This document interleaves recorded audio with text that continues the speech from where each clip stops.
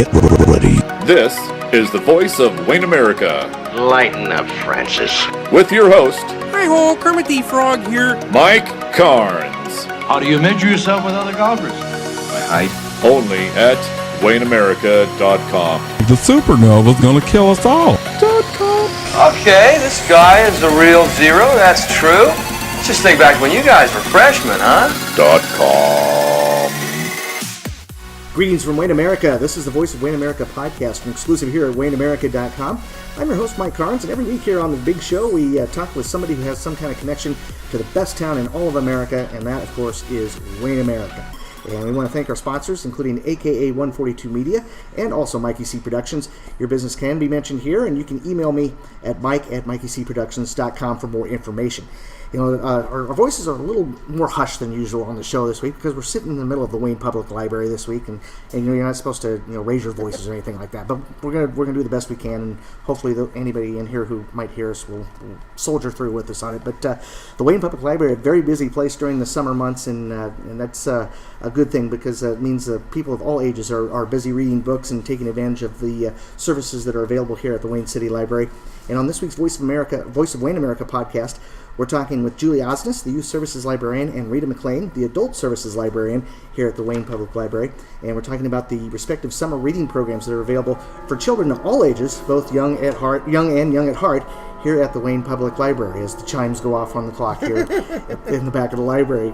And Julie, I'll start with you. This year's theme for the Youth Summer Reading Program is Build a Better World. Tell us about the program this year and what some of the activities that are going on with the summer reading program for the kids. Well, we've had a really good start. We had the Omaha Henry Dorley Zoo came up, and that's the Zoo to You program. They brought up some animals, and the kids got to touch them, and they also brought up some pelts of some animals that had passed in the zoo that then they used those for education. They also had they taught them about building a better world between animals and people, and they had some good conservation items that they told the kids about, and just kind of taught them how to be a more conscious person and care about animals that are in the wild and how to take care of them so that they would be there for generations to come. The whole program focuses, as you said, on Build a Better World, and we're basically trying to use different aspects to show the kids how they can build, learn, live, and believe and do things differently in their lives, or keep doing the same things that they've been doing, and continuing in a good path to build on what they have. So if you're in a yard and it's just a dirt yard and you add flowers to that, you're making it better. So it's kind of that concept is what we're showing them, that something you can do one thing more than if everyone did one thing more, then we'd have a better world. So that's what we're kind of focusing on. We had lots of things going on. We had an outdoor movie last Thursday, and we had that was in conjunction with the 4-H and UNO Extension Office, and they brought down the popcorn and popped it all up there and brought it down for us, and then we kind of supplied the stuff with Pin Monkey Entertainment and had a great turnout for that. And then we've had 2 weeks of Wednesday programs, and we also go up to Rainbow World and do programs there.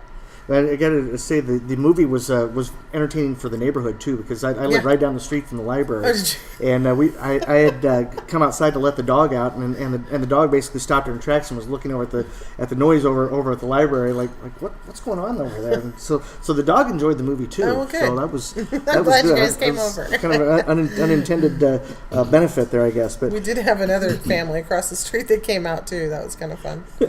But have the kids programs are going on Tuesday and Thursday afternoons here for the junior and senior high kids, but I know Wednesday afternoons when things are really kind of busy for you guys. You get the younger kids that are here throughout the day. So I know when we had set this interview up, I had suggested maybe doing it on Wednesday, and you were like, no. So obviously there's a lot of stuff going on here, particularly on Wednesday for the younger kids. Yeah. So today, I always say that you have to think of libraries nowadays, particularly this library, we have an open face library, so the whole room is one giant room, really. So unfortunately for the people who are trying to study right now, they're giving us the eye, they can hear everything that goes on in the other corners of the library. There's other libraries where they have enclosed rooms for the children's room, and we do have a room here that has doors on it, but often the noise spills out and there's people outside the room talking and parents chatting. I always kind of try to say it's like a grocery store. If you go to the grocery store at 5 o'clock, you know there's going to be 1 million people there. If you go at 12, a different time, 12, there's going to be 1 million people there on their lunch hour. If you go at 2 o'clock in the afternoon, not so much, and everything calms down. So this library is the same in that respect. It's on program days, there's 1 million people here. So if you come in expecting a nice quiet place to find, you're not going to find it on Wednesdays. So 10 a.m. we start with the toddlers and caregivers, and then we go to pre-K and kindergarten at 11 o'clock. And then we have a lunch break in there, and then 1 o'clock we start again with first and second grade, then third and fourth at 2, and fifth and sixth at 3 o'clock. And then, as you said, on Tuesdays and Thursdays we have a lunch bunch with 7th and 8th graders, and then today we had it with 9th and 12th graders. There's our 12th graders are still over there. All right. Well, it's busy here at the Wayne Public Library during the summer months, and as Julie said, especially on Wednesday afternoons here with the younger kids here with the summer reading program. We're going to talk more about the summer reading programs here at the library here in just a second. First off, I wanted to answer the question: what does the AKA in AKA 142 Media stand for? It stands for many things, but the most important thing is that it provides awesome kickin' apps that can be downloaded to your phone or tablet. Whether it's your school, your favorite youth sports program, or your local business, AKA 142 Media can build an awesome kickin' app that meets your needs. And keep your eye out for the official Wayne America mobile app that's coming soon. So for more information on getting a mobile app designed for your team or business, give Kevin an email at kevin@aka142.com and tell him that Mike sent you. That's AKA 142 Media. Awesome kicking apps. We're here at the Wayne Public Library talking about the summer reading programs, and we've talked about the youth summer reading programs, but there is also a summer reading program for those who are young at heart, and they would be the adult individuals who take part in summer reading here at the library. And Rita McLean is the adult services librarian here at the high school, or at the library, is here with us too. And I know that kids don't get to have all the fun here when it comes to summer reading, and looking at the adult summer reading program and the summer reading challenge that's going on. The big kids obviously can take part in some fun activities here as well. We do have an active program for our adult readers, and this is high school graduates and older. Men and women are welcome to join in, and ours is a rather passive program. We have a sheet that's kind of like a bingo sheet, and you get a stamp on it every time you complete one of the activities, which could be as passive as reading outdoors for 30 minutes, or listening to a biography on a book on CD, suggesting purchase of a new book, or checking out a CD. And then we have some activities too that people can engage in the evenings. We have adult coloring. We have to join in the teens. We're going to have a program here on July 13th where we're going to talk about the Bill of Rights, and we're going to kind of have a coordinated debate on which one of the Bill of Rights is most important to you in your life, as in building a better world, which is our theme too. So we're also going to participate. We're also going to participate in the opening night of the farmers market, and we're going to invite parents and families and individuals to make a building block on what they think is going to build a better community. So they can decorate their block, and we'll put together a sort of a building and take a picture of it. So we're trying to get involved in the community too with our program. That's really neat. And we're taking donations for that. You can bring. We're doing it with 12-pack of pop boxes. Yes. So like an empty 12-pack of pop. Bring that box in. We have a collection started.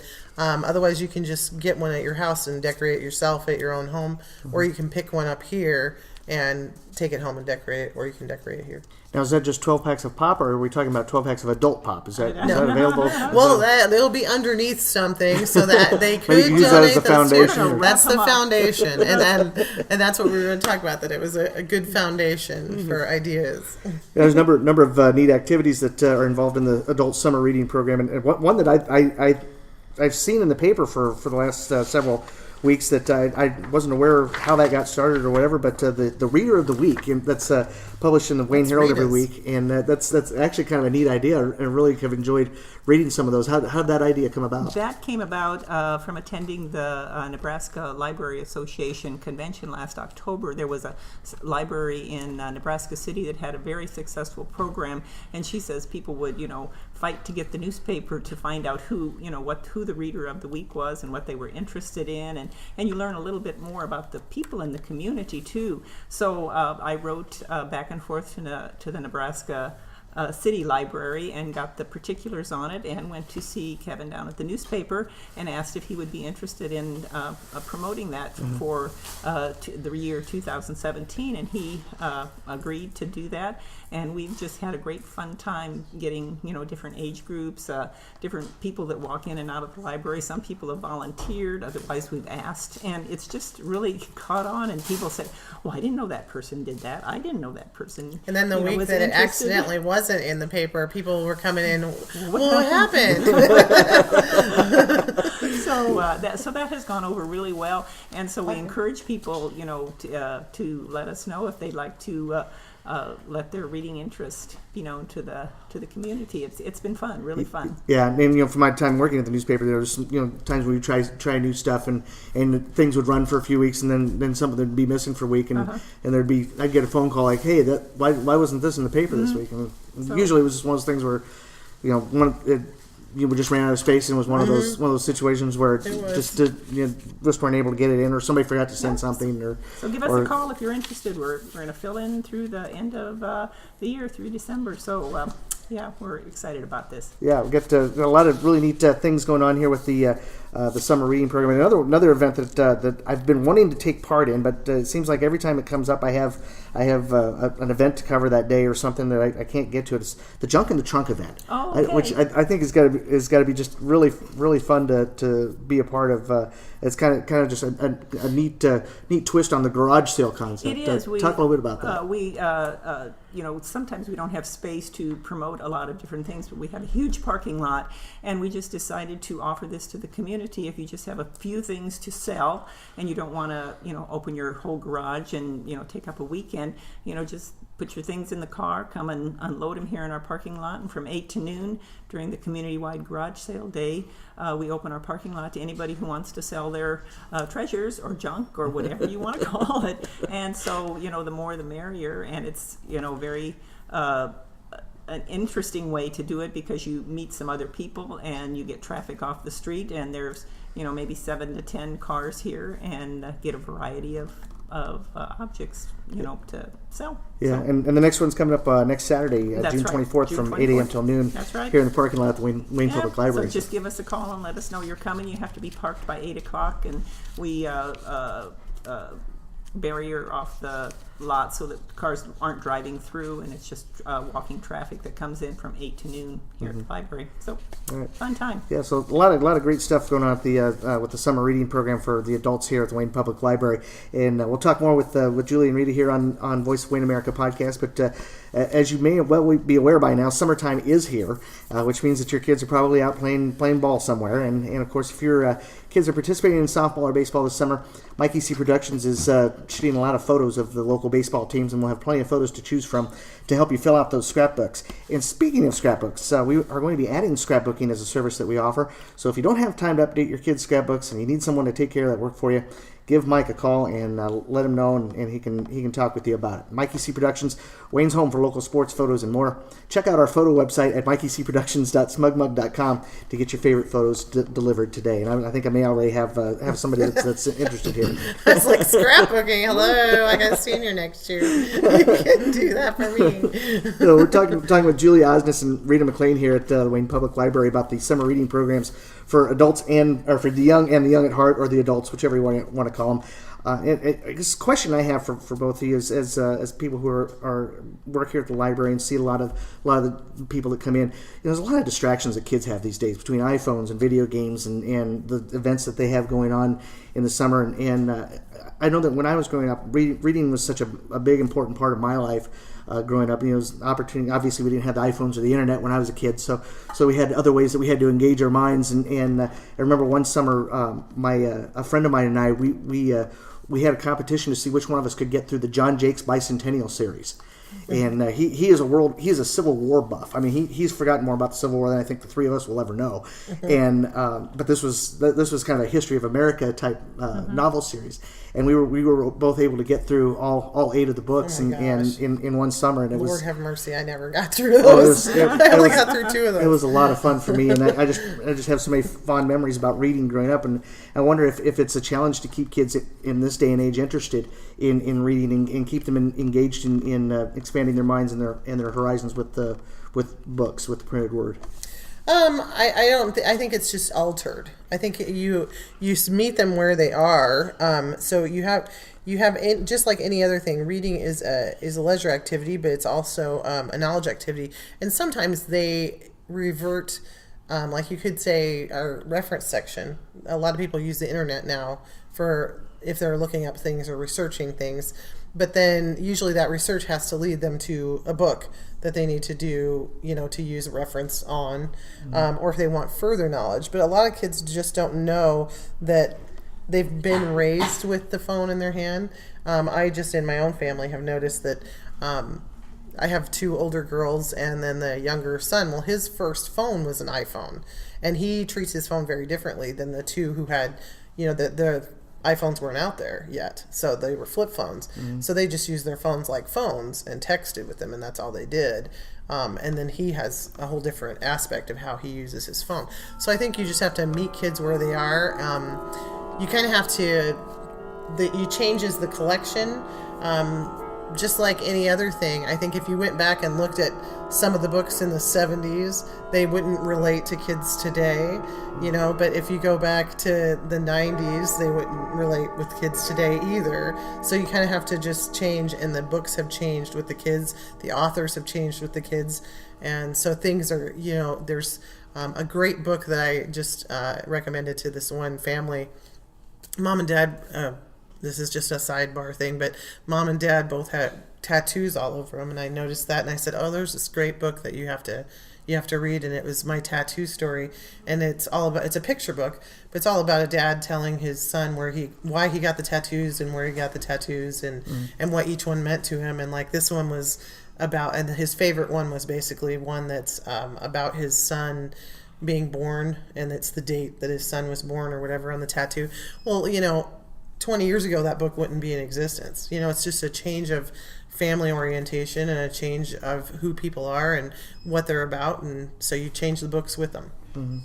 And I guess from your perspective, has it changed as far as adults reading? Well, it has because there's devices now where people want to read on their phone, on their iPad, on their Kindle or Nook or whatever there are. So we too have branched out, and a lot of the people still want to hold the book in their hand and savor the pages, but there are people who are on the move, so they change to books on CD where they're traveling in their car if their job takes them away from home.